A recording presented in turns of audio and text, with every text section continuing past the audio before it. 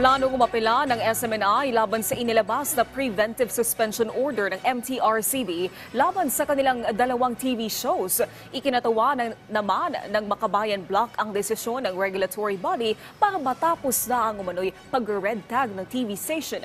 Nasa sentro ng balita si Mela Las Moras.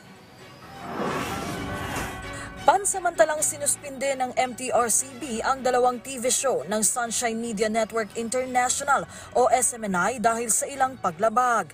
Yan ang Laban Kasama ang Bayan at Gikan sa Masa para sa Masa. Ayon sa MTRCB, naglabas sila ng preventive suspension order epektibo nitong December 18 matapos ang masusing pag-aaral at investigasyon sa mga reklamong natanggap nila laban sa mga naturang TV show. Sa Gikan sa Masa para sa Masa program, pawang mga death threat ang tinukoy na paglabag ng MTRCB laban sa programa, partikular na sa episodes nito noong October 10 at November 15.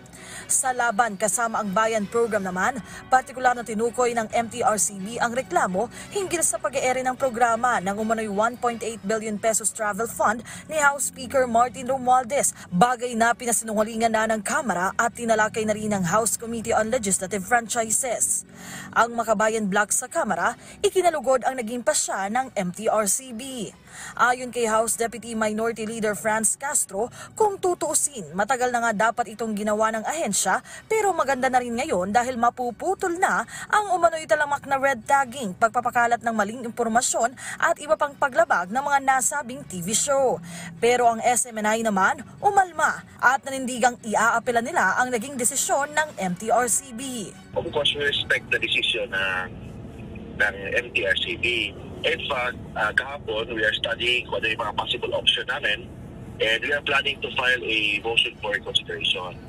Kasi in the very first place, parang yung ginagawa kasi ng MTRCB, parang may pinangunahan na nila yung desisyon ng DOJ with respect sa kaso ni President Duterte. Mela Las Moras para sa Bayan.